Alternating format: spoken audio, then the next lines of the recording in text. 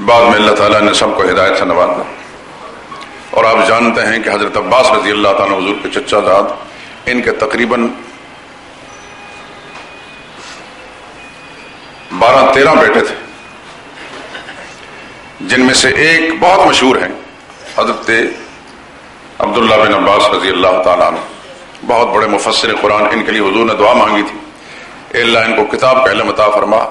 چنانچہ اس وقت سے لے کر اب تک قرآن کی آیتوں کی تفسیر جو عبداللہ ابن عباس سے منقول ہوتی ہے اس کو بہت ممتاز سمجھا جاتا ہے، مفسر قرآن سمجھاتا ہے کہ اللہ کے نبی نے ان کے لیے دعا فرمائی تھی، اور ان کے حق میں اللہ نے دعا قبول بھی فرما لی۔ عبداللہ بن عباس ہیں، عبید اللہ بن عباس ہیں، فضل بن عباس ہیں۔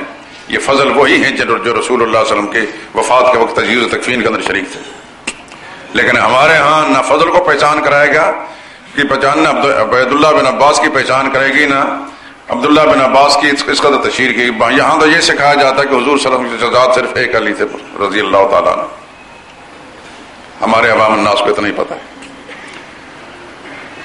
یاد رکھیے حضور صلی اللہ علیہ وسلم کے جو تایات ہے، حارث، ان کے 4 بیٹے صحابی تھے، 4 بیٹے صحابی تھے، ان میں سے جو بڑے بیٹے نوفل تھے ان کے 3 بیٹے صحابی تھے، اور جو عبداللہ بن حارث تھے ان کے حالات کا تفصیل لے کے یہ بھی صحابی ہیں۔ ان کے حارث کے ایک بیٹے ہیں ربیعہ، ان کے 2 بیٹے صحابی تھے، ایک کا نام عبد المطلب ہے، دوسرے کا نام مطلب ہے، یہ بھی صحابی ہیں۔ پھر چوتھے نمبر پر ان کے بیٹے حضرت مغیرہ ہیں، یعنی ابو سفیان رضی اللہ تعالیٰ عنہ، ان کے بیٹے بھی صحابی ہیں۔ تو اس خاندان کے اندر بہت سارے لوگ مسلمان ہوئے اور صحابی بنے، حتیٰ کہ ابو لہب جو حضور صلی اللہ علیہ وسلم کا شدید دشمن تھا، ابو لہب کی بیٹی مسلمان ہوئی جن کا نام درہ تھا، اور اسے حدیث کی کتابوں کے اندر حدیثیں منقول ہیں۔ اور ابو لہب کے 2 بیٹے مسلمان ہوئے، عتبہ اور معتب، یہ دونوں صحابی ہیں۔ خود ابو لہب مشرک رہا، شرک پر مرا، ان کی بیوی مشرکہ تھی، شرک پر مری۔ رسول اللہ صلی اللہ علیہ وسلم کے 2 چچا حضرت حمزہ اور حضرت عباس یہ ایمان لائے، اور پھر جو دوسرے چچا ہیں ان کی اولادوں میں سے ایمان لائے، باقی چچا میں سے کوئی مسلمان نہ ہوا۔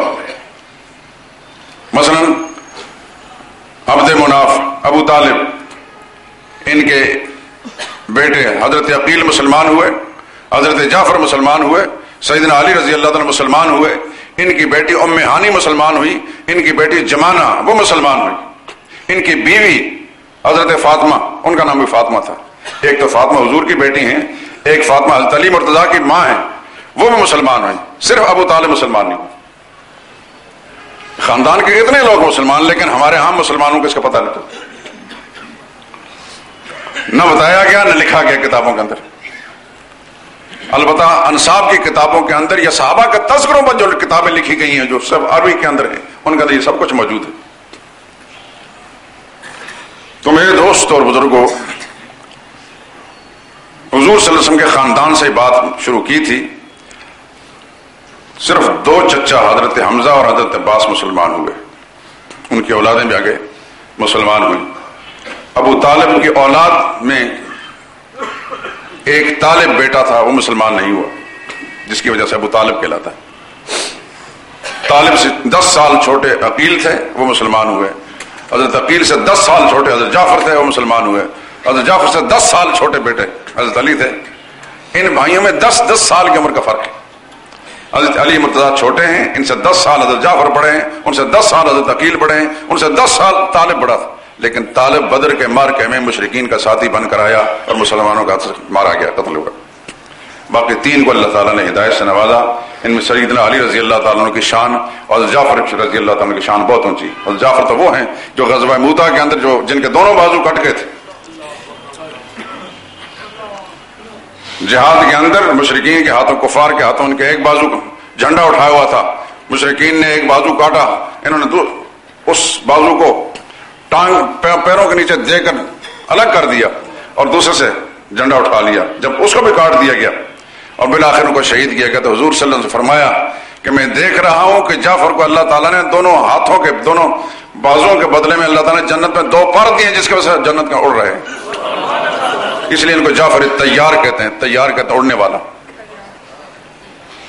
باپ مسلمان نہیں ہوا، اللہ کی تقسیم پہ قربان جائیے، لیکن بیٹا جنت میں اڑ رہا ہے، علی مرتضیٰ جیسا بیٹا، جعفر تیار جیسا بیٹا، اور ان کے بڑے بھائی حضرت عقیل وہ بھی مسلمان ہوئے۔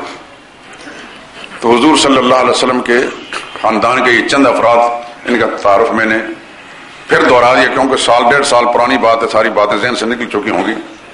اب یہ مضمون میں دوبارہ شروع کر رہا ہوں رسول اللہ صلی اللہ علیہ وسلم کی سیرت طیبہ اور حیات مقدسہ کا۔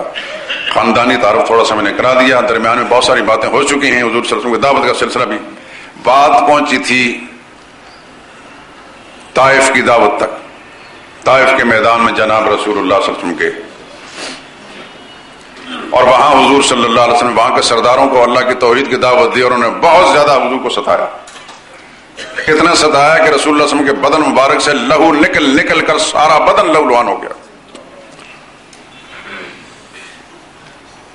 عائشہ صدیقہ فرماتی میں نے ایک دفعہ پوچھا یا رسول اللہ احد کا دن آپ کے لیے بڑا مشکل تھا، اس سے زیادہ مشکل دن بھی کوئی آیا ہے؟ فرمایا کہ ہاں طائف کا دن اس سے زیادہ مشکل تھا۔